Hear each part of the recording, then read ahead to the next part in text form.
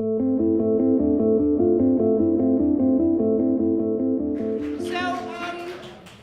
I want to say thank you to our sponsors tonight. Tonight's sponsors are HelloMD and PharmaCannis and Galvanize. Please give them all a round of applause.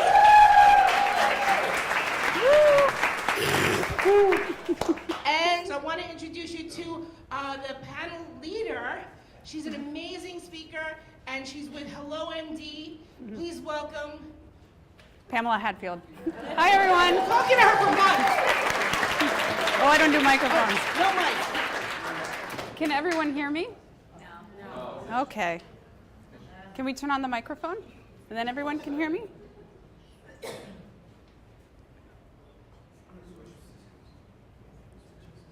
Okay, so before we get started, I have to say that one of the cool things about tonight is that a couple years ago I was in Denver at the Women Grow Summit, and thank you so much for having me tonight. And there was an amazing inspirational speaker, and she got up and she was wearing normal clothes and she gave this inspiring talk, and then she ripped her clothes off and she was Wonder Woman. And to come in here and to know that there's a superhero in the audience, Jean Sullivan, that made my night. Yes, please take a bow. And in her full regalia gave the rest of the inspirational talk. So I never forgot that moment, and being part of Women Grow, joining about 4 years ago, really galvanized my advocacy within the cannabis space. So a big thank you to Women Grow as an organization. Can everyone hear me now? Great. So I am Pamela Hadfield, and I'm the co-founder of HelloMD. And currently we are the largest online community of health and wellness cannabis consumers. We started about 3.5 years ago, and essentially we connected patients to doctors to get their medical recommendations. And so people are able to go online and use online video telehealth, what they say, and connect to a doctor to get a medical recommendation. And now we do that in New York State as well. So in California, we've treated over 100,000 patients. And we're hoping to do the same here in New York because it's a necessary service. And this week we also launched in Canada. So I'm excited about that. But that was just 3.5 years ago, and there's a lot more to do. And what drives me on a personal level is what we're going to talk about tonight. Because it's our belief that cannabis truly is the exit drug to the opioid epidemic. So recent research shows that somewhere in the neighborhood of 110 million people, Americans, are going to suffer from chronic pain at some point in their life. Now, it's important to understand that chronic pain is actually different from acute pain. Acute pain is something that lasts, 2 days. But chronic pain is something that goes on for 90 days or longer. And over the last 20 years, we have been conditioned to think that opioids is the answer to chronic pain. So I understand this very well because I was one of those chronic pain people. When I was 14, I started to suffer from migraines. The kind that like a lightning bolt comes out of the sky, you understand what I'm saying? And dropping to the ground, and then you're in bed for 4 days. If I had understood that I was going to be suffering from chronic pain for 25 more years, I'm not sure what I would have said to you about the quality of my life going forward at that point. Because that's what happened. 25 years later, I was still suffering from intense migraines. I saw every specialist that you could possibly see. I did every alternative therapy. And does anyone here suffer from migraines? Okay, does the medication work that's on the market? So you take it, you go to bed, and you're basically a drooling zombie. Mm-hmm. Yes. Okay, so you can solve the pain, but you're not going to be a functional human being. And so as I was edging towards 40, I'll tell you, my migraines weren't getting better. In fact, they were getting worse. And so my go-to became Vicodin, because Vicodin allowed me to actually be reasonably functional, but I certainly wasn't myself. If you ask my partner, he would be like, you were a zombie. But I was able to function with 3 young children and get through the day and not be in bed. But as I started to take more Vicodin, as my migraines got worse, I can tell you that I knew I was on a fast path to addiction. And so when a friend said to me, you should try medical cannabis, I just rolled my eyes. But I will tell you what I've learned being in this industry and talking to so many patients. What I've learned is that marijuana and cannabis, they are the medicine of last resort because of the stigma and because of the lack of education. So I'm fortunate that I live in California. And so I was able to go to a high-end medical dispensary, and they're kind of like Starbucks. Like, you can hit one with a stone. So I ended up going to the Apothecarium in San Francisco, which is an amazing dispensary. I chose it online because it had fancy wallpaper. And ended up going into there, not feeling like there was a lot of stigma because it was such a nice space. Ended up talking to what I call a cannabis consultant, AKA bud tender, and he gave me an amazing treatment protocol. He said, you know what, I know you don't like to get high, you don't feel good, I get paranoid and anxious. Well, let's start you on a high CBD course, a regime, and see how you do. And he checked in with me, and within 3 months, I was not feeling pain from migraines anymore. And the Vicodin, which I kept in my pocket, I hadn't actually touched, which was kind of amazing to me. And within 6 months, I actually was preventing my migraines, and I haven't had a migraine in 3.5 years. So, but I'll tell you the interesting thing about that was I carried that Vicodin bottle with me for the next 3 years. I only recently threw it out, and it still had the same 3 pills in it. So, and I didn't want anyone else to get it. So cannabis to me was the silver bullet. For some people it is, for many it's not. But it is a tool in your toolbox for general health and wellness, I will tell you that. There's something that cannabis can help you with, whether it's anxiety, insomnia, so on and so forth. But I was one of the lucky ones. Because in 2016, 65,000 people died of a drug overdose in America. 65,000 people. Depending on the research and the data that you look at, 45 to 90 Americans are dying every single day of opioid overdose. That is astonishing. It is the leading cause of death for people under 50 in this country.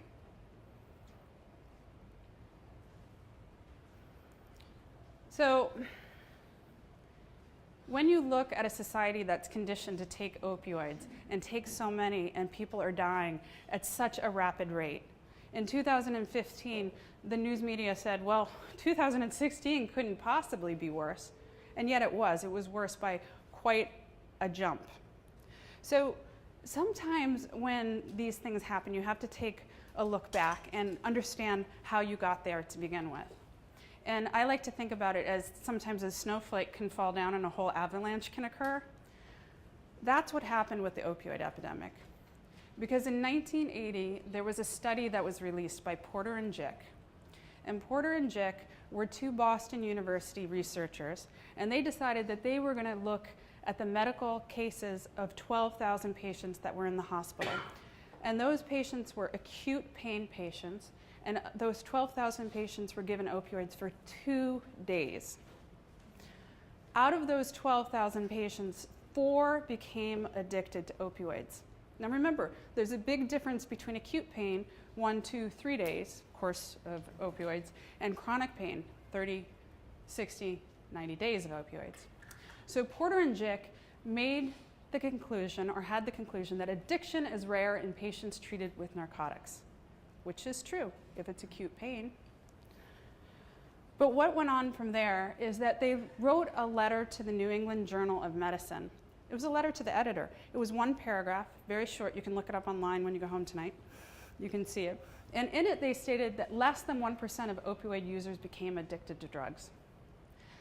What happened from here is phenomenal. That was 1980. That study went on to be cited over 900 times in scientific and medical journals.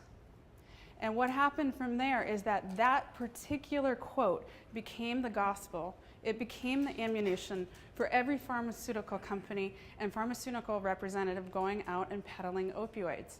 So in 1980, we actually had a culture of opiophobia with doctors. By 1990, we had a culture of the medical community saying less than 1% of opioid users become addicted to drugs.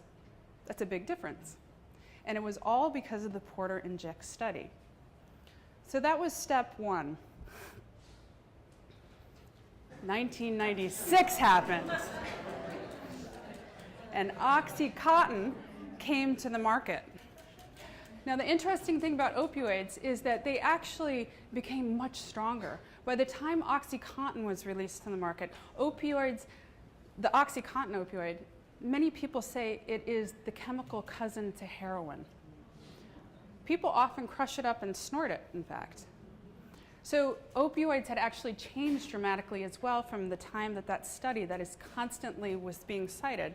By the time this came out, we were in a different ball game. OxyContin came out and they started a massive marketing campaign to the American people. Massive.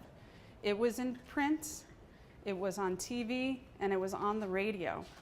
And it talked about the time-release capsules that would keep on working because Oxy was developed as a 12-hour pill. Going from 8 a.m. to 8 p.m. and 8 p.m. to 8 a.m. again, you needed 2 doses a day, which actually was never in a clinical trial. And OxyContin actually only works for 6 hours. So technically, you get more addicted because you're taking 4 every 24 hours, just as a little sideline. So the things that they said in their marketing campaign, which worked because America did get hooked, are the following things. OxyContin, less than 1% of people will become addicted. OxyContin, no serious medical side effects. OxyContin, it goes on working and working and working. And OxyContin should be prescribed more by physicians to people in chronic pain, which it was now by that time called the 5th vital sign, rather than less. And it worked. Since 2000, the rate of opioid overdoses has increased by 137%. I actually think it's higher than that. But what you'll see is when you look at the graphs, and these graphs are readily available, the opioid mortality rate kind of goes like this from 1980 to 1996, and then it hockey sticks. So here we are today. So we know that the federal government agrees that this is a national health emergency. It's not even disputed at this point. Everyone in this room has been touched by this epidemic. So what do? We create an opioid abuse commission, and we put former Governor Chris Christie as the head of it. The governor of New Jersey is the state where 17 out of the 20 major pharmaceutical companies in the world have their major stations. 17. Now, to give you sort of some context for that, $880 million in the last 10 years has been spent on political lobbying by pro-opioid groups. That's 8 times more than the gun lobby. And I'm not sure what you guys agree with the gun lobby, or where that's gone, but imagine 8 times the amount of money going towards trying to get opioids out into our society. So Chris Christie is in charge of figuring out what are the strategies to get us out of the opioid epidemic. His main advisor on the Opioid Abuse Committee is Purdue Pharmaceuticals. So that's that. So for the past 20 years, we've actually been told that opioids are not addictive, and they are. We've actually been told that opioids are the best solution for chronic pain, and the reality is it's not. It may be the best solution for acute pain, but it's not for chronic pain. And the reality is we have a better, safer alternative in cannabis. The research has shown that cannabis is more effective in the treatment of chronic pain in research than opioids. It has also been shown to be a safe and viable alternative in getting people off of opioids, which is why we're talking tonight about cannabis being the exit drug to the opioid crisis. So, when you work in this industry, a consistent theme that you'll always hear is that, yeah, Pamela, it worked for you. You say it works for the patients at HelloMD, but that's all anecdotal. There's no research. I beg to differ. Because if you actually go out and look, you will find thousands of different papers about many, many different health conditions, medical conditions, and how cannabis can positively or even negatively impact that. And the opioid epidemic is no different. There is research out there. And I'm going to cite two things that came out this year. One by the National Academy of Science, which says that adults with chronic pain are more likely to experience clinically significant levels of pain reduction when treated with cannabis or cannabinoids. That's the National Academy of Science. But my favorite actually is to cite the new research out by the National Institute of Drug Abuse, NIDA. And NIDA has the mission that when they go out to basically do any study on any drug, the goal is to point out the negative impacts. So 2 research studies came out this year by NIDA. And we can read this. Access to medical marijuana dispensaries is associated with lower levels of opioid prescribing, lower self-report non-medical prescription opioid use, lower treatment admissions for opioid disorders, and the reduction in prescription opioid overdose deaths. That's astonishing. That's a really big deal that NIDA has published that. And in a second research paper, they actually said that there is data that suggests that when cannabis is introduced into a treatment protocol, that the use of opioids goes down significantly. So this past year, HelloMD actually did a joint study with UC Berkeley, and it was the largest study ever done to date on chronic pain, cannabis, and opioid use. And we were wondering what the results might be. You never know.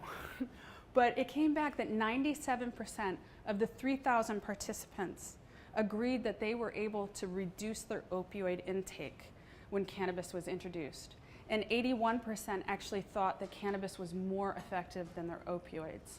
Now, this is important to talk about because this mimics other research that's out there. It's all coming together in that cannabis is a great strategy to get people off of opioids and deal with chronic pain. So in states where medical marijuana is legal, and I emphasize readily available, because it can't just be legal in the state, you actually have to give people access to it. In those states experience a 24.8% drop in opioid mortalities. When you're talking about 65,000 people, that's a lot. If you in turn also add education to our medical community, general education to the population, this is actually an option for you, that will go down even further. What's also interesting about this is in these states, general practitioners prescribe 1,800 less doses of opioids per year per practice. That's a lot less opioids going out into our communities. So this is straight out of the PharmaCannis playbook, and this is a co-sponsored event with PharmaCannis, and I'm so happy that they're here. And they have an amazing way of talking about this as a window of opportunity. And I think it's amazing because it's really this simple. The way they talk about treatment is before, during, and after. Let's give cannabis to patients who are in chronic pain or need it before they're prescribed opioids. Immediately, less people will die. During, let's say you get addicted to opioids, and there are many, many functional opioid addicts out there. They're not all on the street. During, give cannabis to them in addition as an adjunct. You'll see a reduction in opioid use, perhaps even elimination. Again, less people will die. And finally, if you're addicted to heroin or fentanyl, God forbid, that you use this as an anti-addiction therapy because it is being shown to work. So this is my very macabre scoreboard because it's reality, right? And sometimes you have to keep score. In fact, everything has a score, right? And this has a real score, a real wide gap between the scores. Because again, 2016, we saw 65,000 people die of drug overdoses. The numbers had not even come out for 2017. Okay, let me give you some context with this. More Americans died in the Vietnam War than died in 2016, and this is directly related back to opioid use. and prescriptions. In 2016, 0 people died from cannabis. Oh, and for the last 3,000 years, 0 people. And for the next 3,000, because it's physically and biologically impossible for you to die from cannabis. It does not affect the same receptors. Okay, so you can go out and take cannabis and you can feel really bad. You could go out and operate heavy machinery, but you're not going to die from it because it doesn't control the receptors in your brain, your heart, and your lungs. So that's pretty simple. I like my scoreboard. So I'm here talking to you a lot about facts, how we got here, the different possibilities, but this is really just a preview to the main show. The main show tonight is a panel of experts that have been out in the community treating thousands of patients for many years who have been on opioids, who have had chronic pain, and they have real-world experience. I'm so thrilled to be here with you all tonight. I'm so excited that everyone showed up in the cold, and that it's not as cold as last week. And I'm more thrilled to have our panel come up here tonight. So I invite Shelly Stormo, Rachel Schepart, Laura Lagano, and Lynn Bornfriend up here, and we'll have each of them introduce themselves and give a little bit of background on who they are and an introduction. But thank you, and now we're going to transition into the panel. So come please.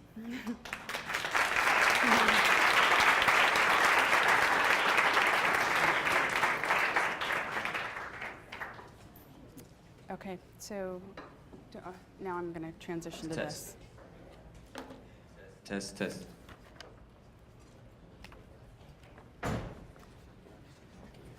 Okay, great.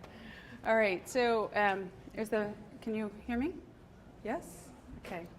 So what I'd like each of the panelists to do is introduce yourself by name, what you do for work, and maybe just give a 30-second intro so everyone here understands a little bit about what you do, and then we'll move into questions and answers. I'll be moderating the panel and asking questions, and then we'll do a Q&A with the audience. So please. Hi, I'm Lynn Bornfriend. I am a psychiatrist, a physician who's been in practice for close to 30 years. Hold it down. 30 years. I am an adult and child and adolescent psychiatrist, but currently I am working at a hospital for patients with advanced and late stage cancer and have been there for 6 years. So I've had both the experience of treating patients with addiction issues and abuse issues, and now treating people with medical needs who are transitioning from opiate use or other medication uses to cannabis when they can. Nice.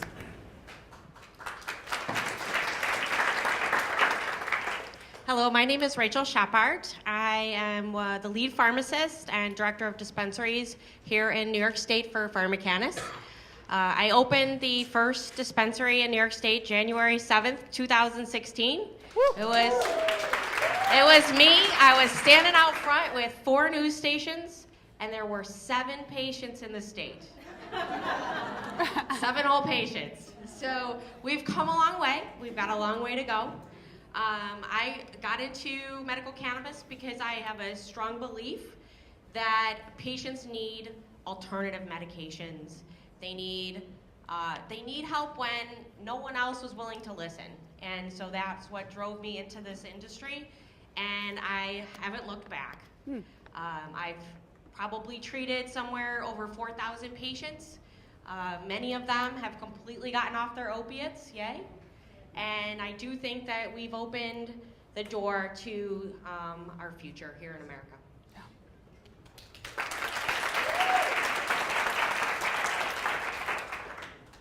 Hello everyone, my name is Shelly Stormo. I'm a licensed marriage and family therapist, and I've been in mental health and addiction treatment for approximately the last 20 years. I entered the medical cannabis industry in Massachusetts 5 years ago in response to the law passing for medical cannabis in Massachusetts. And I entered the field because I saw so many of my loved ones and friends and family members addicted to opiates, and people were dying. So I felt for me that was the next logical move to really help with the opioid epidemic in Massachusetts, to give people a safe alternative to opioids, and use opioids as a preventative method as well as a treatment once people became addicted. So again, as Rachel never looked back. So I'm very excited about the movement. Thank you for having me.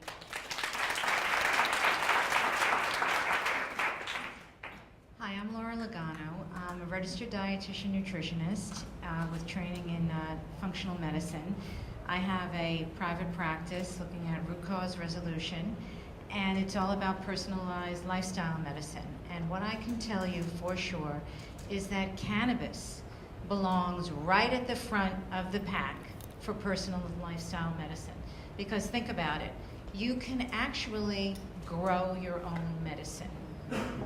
There's not many places where you can do that, except for food, which is the combination and integrating cannabis with personalized lifestyle medicine, meaning you're considering nutrition, you're considering meditation, yoga, all sorts of alternative medicine. That is really what can upregulate the endocannabinoid system for people.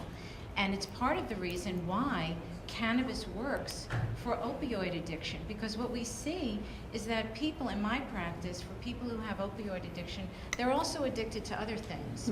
Number one, they're addicted to sugar, which is the ultimate inflammatory food. So it's very interesting how you see these things working together and how cannabis can really help people get off even their food addictions, which seems so counterintuitive to everybody, because all people think about when they think about cannabis is the munchies. Do you know that if you look at studies related to cannabis and eating, do you know that most chronic, the vast majority, I'm not talking most as in 51%, it's a very high percentage of people who are chronic cannabis users are actually of typical body weight. They are not obese. So there's all these pearls that we learn about cannabis, and it's really, really exciting, and I think this is a really exciting time. Right.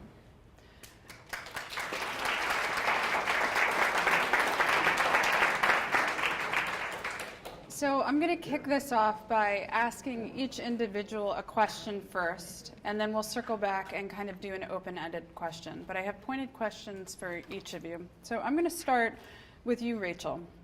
So as one of the first pharmacists in New York State to treat patients, and from your extensive experience doing so, does cannabis work for everyone trying to get off of opioids, or does it merely allow most patients to reduce their intake?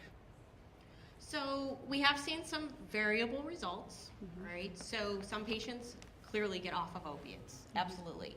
There are patients that are on high-dose opiates with a lot of multi-conditions that don't always get completely off of opiates. But I promise you that even if you only drop your opiates 10%, you will benefit from adding medical cannabis into your regimen, and your pain will be much better controlled. And so what do you say to people who are concerned about actually adding another drug, and one that has so much stigma into, if they're taking a lot of opioids, isn't there a concern about adding that on top of opioids? Well, most patients that are on opioids, are on other things. So they're on sleeping pills like Ambien, or they're on anti-anxiety meds like Xanax. And so very quickly, we are able to remove some of those other meds, which is what we call polypharmacy, or many medications to treat different things. So by just simply adding cannabis, we can quickly reduce some of these other medications, improve the quality of life, and as you start to function a little better, your pain starts to go down.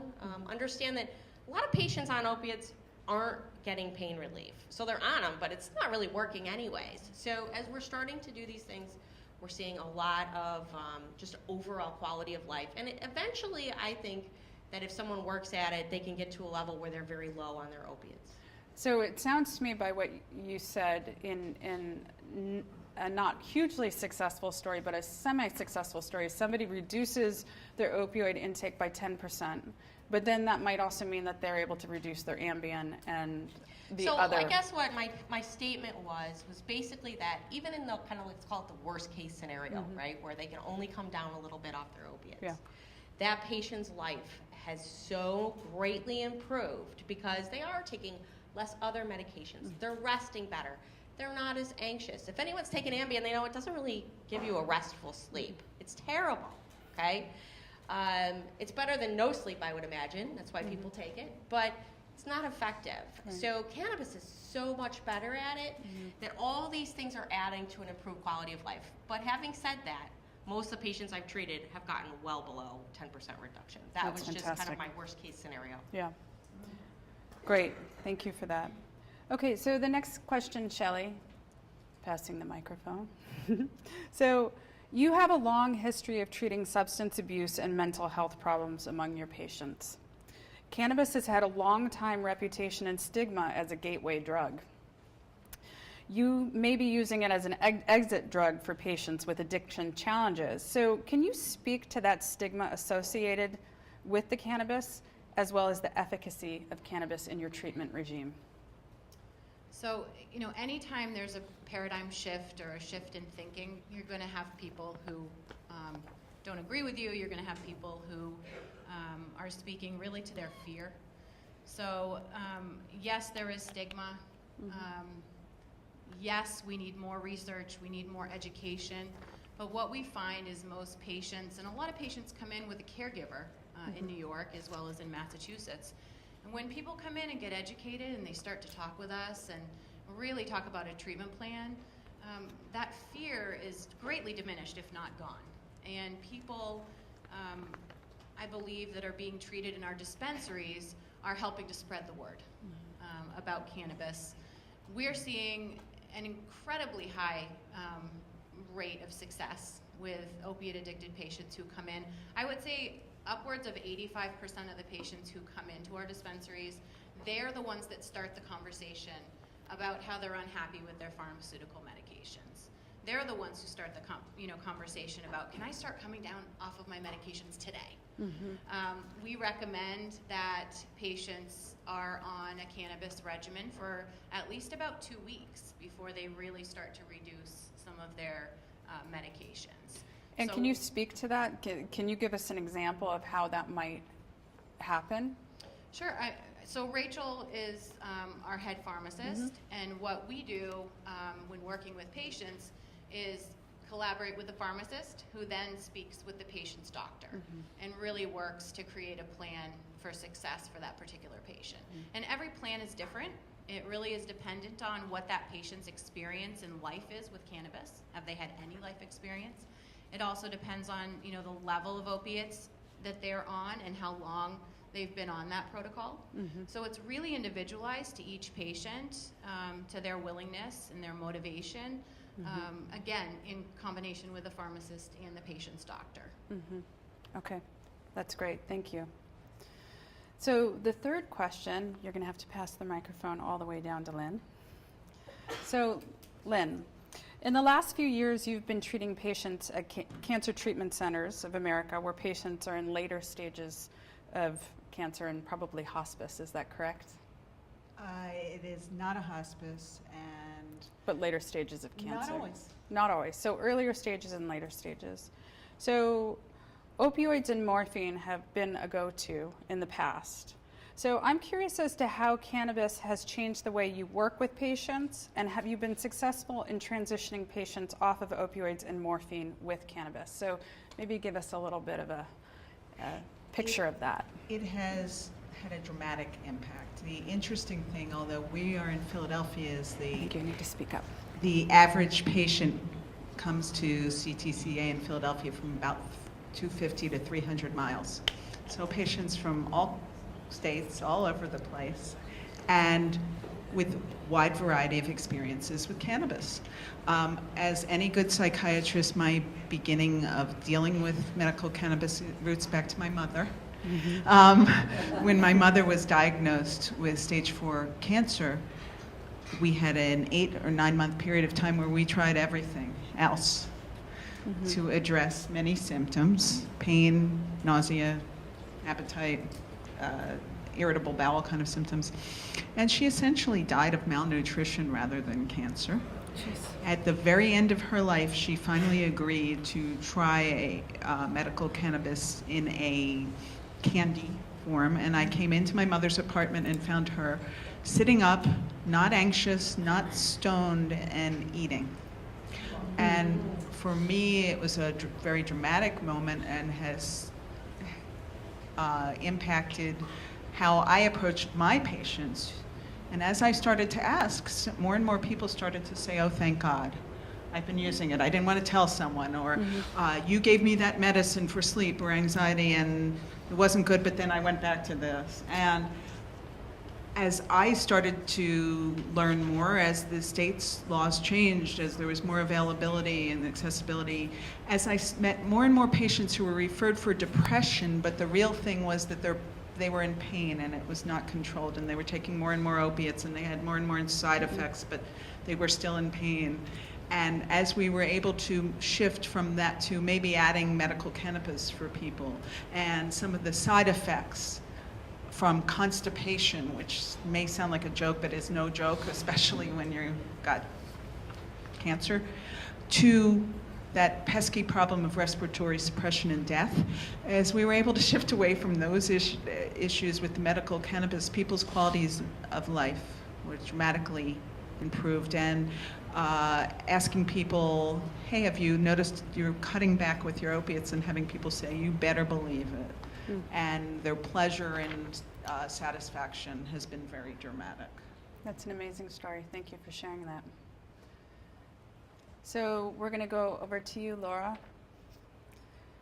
So my question for Laura is, as a holistic healthcare practitioner, you've seen countless patients who are in chronic pain and using opioids as a result. What is your strategy in treating somebody who is on opioids? And do you incorporate nutrition and supplements with cannabis in order to help combat opioid addiction? Well, first of all, as a dietitian, I'm always need to work with a physician. You know, I cannot legally take a patient off opioids, so let me just state the obvious. But the first thing that I do as a nutritionist is I want to talk to people about their lifestyle. What are they doing? Because we all come to an appointment with a level of expectation. You know, what is it that this person is going to do for me? And oftentimes, which is very interesting, when people come to see me who are on opioids, they're not coming to see me to get off opioids because they know I can't do that. They're coming to see me for something else. And you know what they're coming to see me for? Constipation. That is what they're coming to see me for, because that is probably, aside from the fact that I agree that opioids are, people who are on opioids aren't necessarily relieving pain, people do not like to be constipated at all. And when you have a patient, when I have a patient sitting across from me who hasn't had a bowel movement for 4 or 10 days, they are in a bad mood. They are in a really, really bad mood. So obviously I have to talk to them about a lot of things. Now I look at the chart, and what's the first thing that I see? I know why they're constipated, because of their opioids. So we have to talk a little bit about that. Then I talk to them about what they're eating. The number one reason for constipation, if you're not taking opioids, is lack of inadequate water intake. It's pretty simple. You need to be drinking half your weight in ounces of water. So everybody do that little mental calculation. And then you should drink down. So you measure your water out every morning and you drink down. Nobody can drink up to the amount because people forget. But now I have to talk to people. The water isn't going to do much for them. I know this.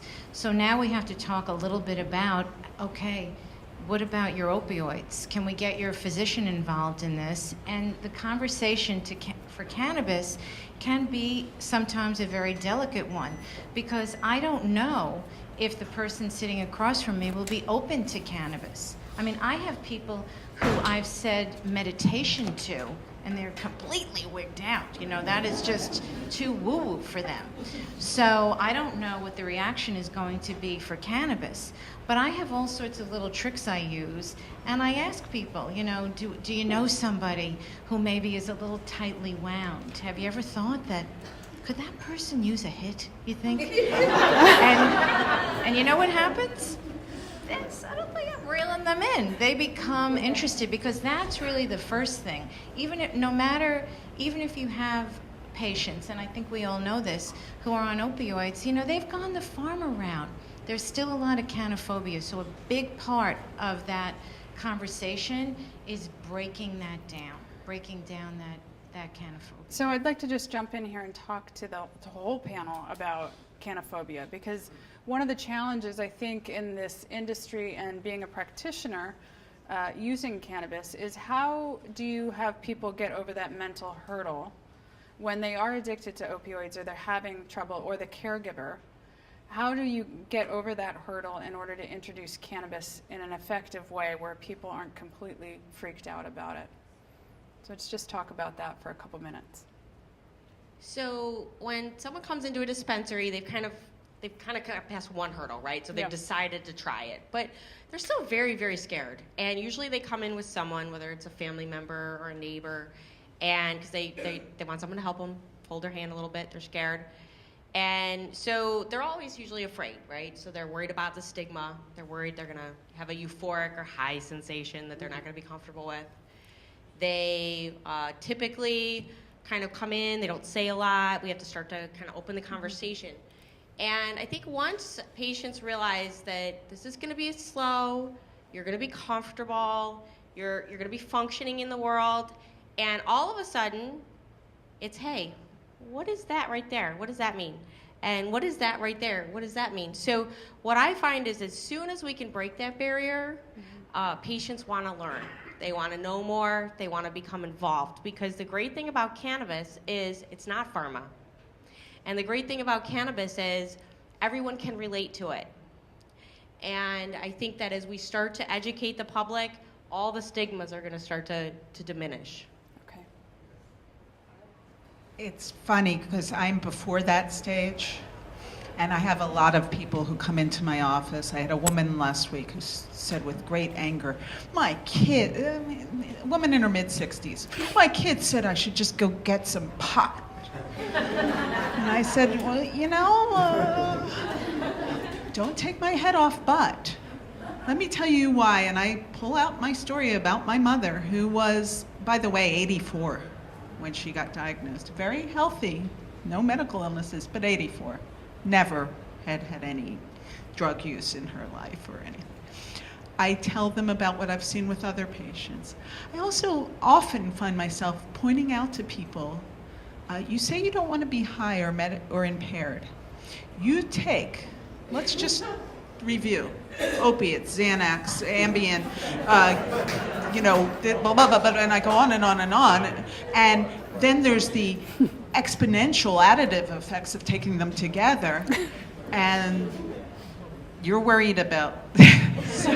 So sometimes it's pointing out the truth and the reality. Yes, I take opiates, and no, I can't sleep, and I can't drive, and you know, right, pointing that out. I'm going to move on to the next question, and I like that what you said about the combination of drugs, because that is actually the case with most people. I want to go back to the slide that I put up there with the before, during, and after. And I'd like to talk to our panelists about the idea of treating chronic pain with cannabis in lieu of opioids, and what your thoughts are about that. And maybe you can talk about that, Shelly, or whoever feels like talking about that. It's stopping opioids before they begin, essentially. And you know, I think there's really no question that it's easier to prevent addiction than it is to then treat it once it's taken hold. So prevention, using opiates as a first level response, if you will, either in combination with low levels of opiates or as a first option to postoperative and chronic pain. You mean using cannabis in lieu of opioids? Oh, goodness, yes. Using yes. opioids instead of opioids. Yes, definitely. So prevention is first and foremost. I think if that becomes the mentality of the medical world, we're going to see a big reduction in the addiction issue. And how far do you feel like we are from that place? We're far. Physicians are very conservative, and we have a lot invested. My colleagues say to me, I don't want to go to jail. I don't want to lose my license and my DEA number. I have to support my family. Mm-hmm. I'm not sure that I would say that cannabis necessarily is going to be used for acute pain. But it's interesting to educate people about what pain is and what opiates might help with and what it won't help with. Opiates can help with visceral pain, but they're not going to help with neuropathic pain. And so many cancer patients get neuropathies as a result of chemotherapies. Diabetics get neuropathies. All these people with pinched nerves and everything are walking around with chronic pain, trying to take opiates for it, not getting relief, taking more and more and more, miserable lifestyles, and then the excitement. In contrast to what you said before, not only do I not do hospice, but more and more people are living. Mm-hmm. Even with diagnoses of stage 4 cancer for 5, 10, 15, a long time, but they have a lot of sequelae, subsequent symptoms, and they're living with bone pains, nerve pains, all kind of. And here we are able to say to them, let's get you off these opiates, you're going to get some relief. Yeah. It's really exciting. But yes, doctors are going to be slow. The joke about cannabis, start low and go slow. Physicians are go no. Well, they're scared. And they let the crazy shrink go first and see what happens to me, and then they'll... I just want to do a quick time check. I want to do 5 more minutes of asking questions and answers, and then I'd like to move out to the audience so everyone has a chance to ask specific questions. So very quickly, I just want to ask somebody to answer this question, which is, in the after phase, if somebody is addicted, what is the best thing for a patient to do if they're addicted to opioids and they want help?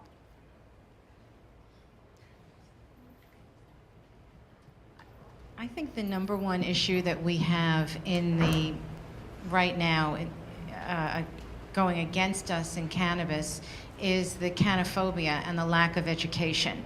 So to me, and I'm the co-founder of the Holistic Cannabis Academy, we're an online training platform to teach healthcare professionals about cannabis. That is the number one issue. So all of you can be ambassadors.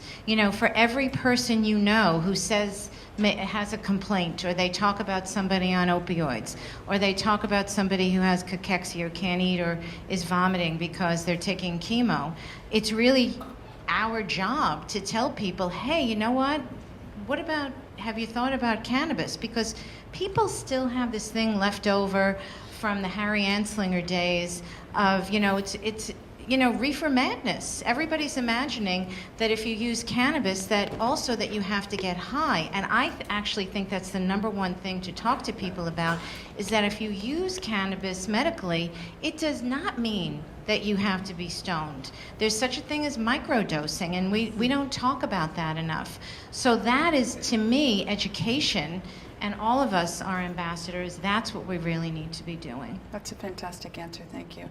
Rachel, I'm going to end with you with a question about the after phase. When somebody becomes addicted to fentanyl or heroin, is it really feasible to use cannabis as an anti-addiction therapy? Like, how does that work? Well, understand that most addiction therapies like methadone, Suboxone, they're kind of I call them a buffer, right? So they take you from one heavily addicted medicine to another addictive medicine that they then makes you kind of addicted and semi-functional, and then they take you off of that slowly. But there's no healing process involved at all with it, and so the benefit of cannabis is not only does it help with the withdrawal symptoms and really help the person transition off of those addictive medications or heroin, it also helps heal the body.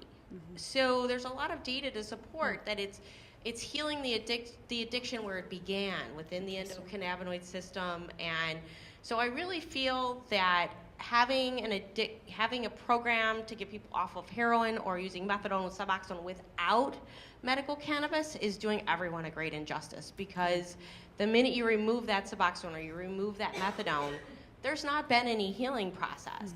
So that's something that I feel, there are some studies specifically about methadone and cannabis, and they've all been very positive. And a lot of them have shown as soon as everything is done, patients can get off both. So it's not something that's a lifelong need either. And that's also a question that people often have. Well, you get them off of methadone with cannabis, and then you have a cannabis consumer stoner for the rest of time, right? But No, I've heard that. I agree that microdosing is something that we do routinely.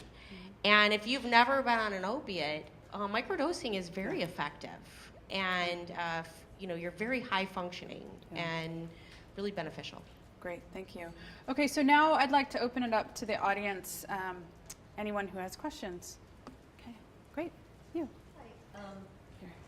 Hold it up to your mouth. Understanding that medicine is different for everyone, but are there specific strains, cannabinoids, terpenes that either do work or you find that don't work when it comes to pain? So the story with pain management is that your therapy is going to be very individualized.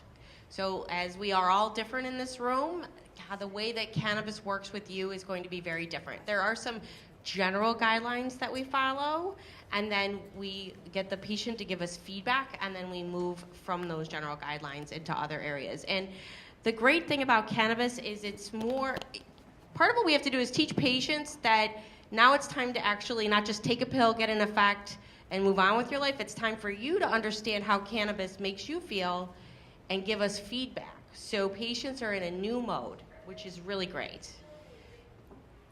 Great, thank you for that.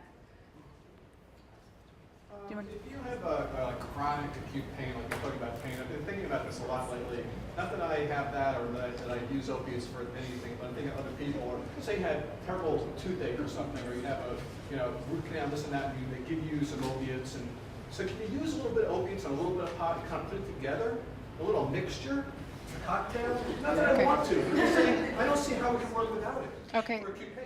So can I just rephrase that so that the cameras can actually, so are you asking, can you use opioids in conjunction with cannabis, whether it be acute or chronic pain? And does it work? And I think Rachel was just talking about using methadone or Suboxone, for example, to get someone off of opiates and with cannabis, as opposed to just not using it at all. Definitely in cancer populations, people are going to use some opiate medication often. It's the impact of the cannabis richening the treatment. Richening? Did I make that up? Oh my God, my mother was an English teacher. Enriching. Enriching. My God. I'm about to be struck right in front of you here. Struck down. Oh my God. I don't know if I can go. Oh, so CBD is addressing nerve pain.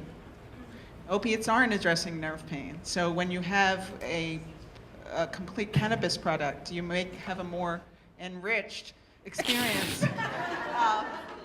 Having different terpenes and different chemicals that might address pain in ways that we don't even understand yet.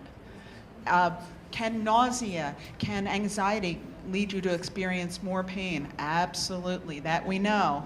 So it's really interesting how this is going to unfold, but I think the answer has to be absolutely and yes. Mm-hmm. The other thing that we really need to consider, it's not always about giving somebody a product, whether it's a pharmaceutical or cannabis.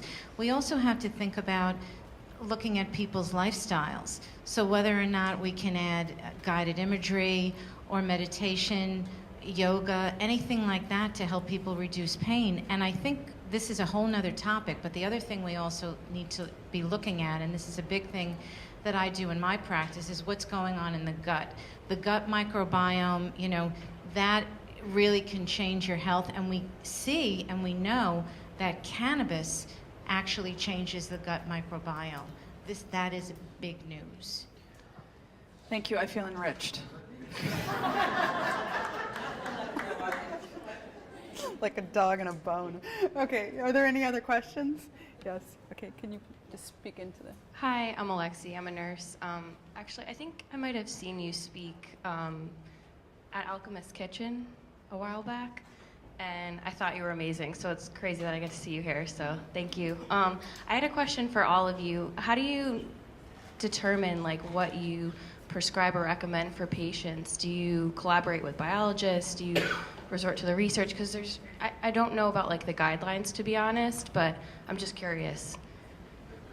So I can speak for myself. I'm on the front lines, you know, working with the patient when they come into the dispensary. So my role is really educating them, not only on the cannabis products, but if they come in with an opiate addiction or wanting to come off of medication, to really teach them about what the withdrawal looks like so that they can distinguish between withdrawal symptoms and, you know, potentially what the cannabis is doing. So that's my role specifically, and I defer to the pharmacist and, you know, doctor to kind of recommend exactly what products. Okay. Yes. Great, I'm just going to go over to this side of the room. Yes, you! You won! So I guess my question is about, well, I don't guess. I know my question is about the access. There was a slide about the access in the states where it's readily available. And I'm a physical therapist, and I actually go to people's houses and treat. And every once in a while, I do come into a house where someone has used or they tell me they're using. But my question, I guess, is with access to it, doctors will prescribe the opioids. And from what I understand, to get a card in New York is quite expensive. It's not quite expensive. No. Okay, so then to get the card is $100, and then to continue to get the medicine, from what I understand, is another story. So how do we kind of deal with that issue of trying to educate and also empower people to maybe go down that route, but also understanding that, like, financially it might not be an option, and if your insurance is going to cover an opioid and you don't have any other options, then what are you going to do? That's a great question. Yeah. This is a big hurdle that the industry has to overcome, right? So it's the, you know, why won't insurance cover cannabis, right? So that's something that we can all be ambassadors for and talk to legislators about changing the politics around cannabis, and that would open up more affordable insurance-covered cannabis therapies for patients, especially when you consider a lot of the qualifying conditions are patients that are fully disabled. They're living on very limited incomes. And so this is a concern. I know in the state of New York, we are going to see some continued decrease dropping in cost to patients, which is just as more patients get on board, just basic economics is going to do that. But ultimately, we need some changes in the policies in our country to help patients. And if you look at the comorbidities created with the opiates, and part of that is educating your patients to understand, yes, you are getting your prescription for OxyContin for $1 because it's covered, but you're also paying for the laxatives, and you're not able to go to work, and and your quality of life. I think that's helps sometimes people to try. In other states, I was saying it isn't so bad in New York because it's so much worse in other states. New Jersey, for example, is so much more expensive to get access. But you're right, there are plenty of people who are not going to be able to afford it. And that's tragic. And I vote, call, all of that. Is there another question? Next. First of all, thank you for everything that you guys do. You guys are amazing. There's two themes that I heard that on this panel, but really applies to the entire industry. One is the stigma, right? So this industry has an enormous PR problem that needs to change.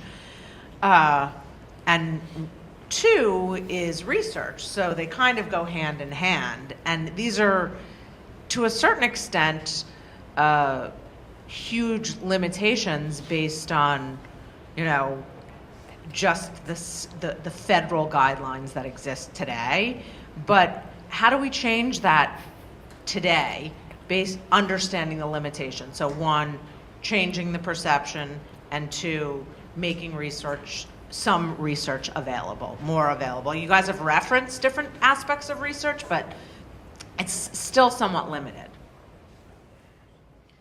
So I'm going to let Dr. Bornfriend speak about research specifically, but basically,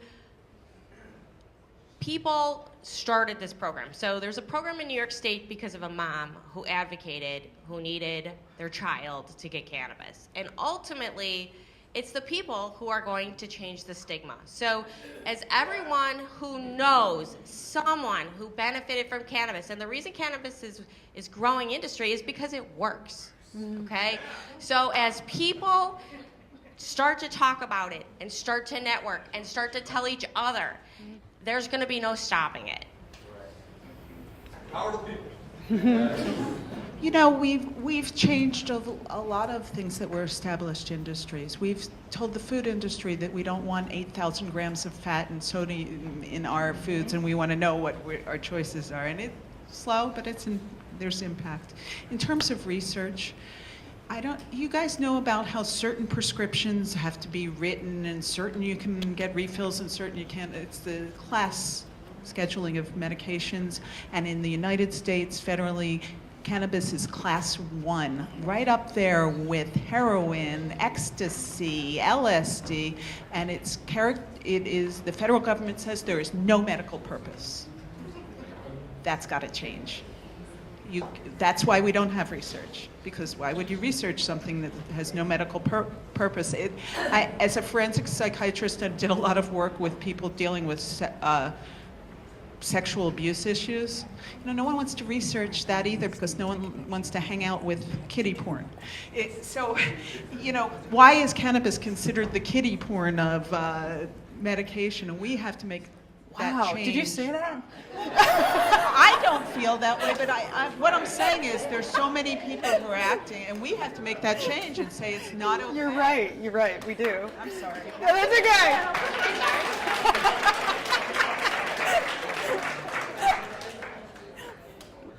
Okay, we have time for 2 more questions. I like the way you speak. Hi. And you. Hi, I know tonight we focused a lot on prescription opioid use. I just want to address quickly just addiction in general, heroin addiction and others. And I'm surprised I didn't hear anyone talk about just the approach of harm reduction over abstinence. And I know firsthand, just going to break a stigma and share with you, because I have his permission. I have a son who just spent 5 months in the only cannabis-inclusive recovery program in the country. Wow. And he's doing Where's well. this? And talk to me right after. I'll be happy to chat with you in LA. And so I deal with this every day as a mom. And it's what really catapulted me into this industry, although I'm seeing great effects for myself, CBD for a thyroid condition. Happy to talk about that too. But I know that I feel strongly that a way to talk about addiction and cannabis treatment of addiction is to really focus on the concept of harm reduction. And when people question our decision to support our son doing what we did, going to this cannabis program, I tell them that what you talked about, what you referred to, nobody dies from cannabis. The behavior before, the things he was doing, he could have died from. And if I have to keep him alive every day until his brain fully forms when he's 27, I will do it. And if that involves cannabis, which I fully support, I'm all for it. So I will tell anyone that asks me, this is real. And I heard a statistic that abstinence only works with maybe 2 to 5% of the population. And you have to be a little bit older to have more to lose. But when you're a 21-year-old boy, man, sorry, you don't feel the same way about your responsibilities. And so I just wanted to mention that is one great way to help approach this with harm reduction. Amazing, thank you. So we have time for one more question. What's that? Before they break. Okay. Thank you. Thanks so much. This has been a great, wonderful panel. You've talked a lot about opioids and about addiction. How about some of the other medical benefits of cannabis? Have you personally been involved with or witnessed patients dealing with other illnesses, tumors or autism or, seizures, et cetera? I'm curious what you've seen in that, because that's what's also very exciting to us. Yes, definitely. So we've treated patients. A lot of patients have one qualifying condition, but also have other conditions. So we've been able to successfully treat IBD. I would say we have like a 99% success rate for IBD. So honestly, people that had frequent stooling and what they described as pain in their gut, like shards, are now pain-free, working, getting promotions. So that's one story. We have many migraine patients. We're talking daily migraines. They're getting Botox injections. They're getting sumatriptan. They're on maintenance medications that make them feel drowsy and drugged out, right?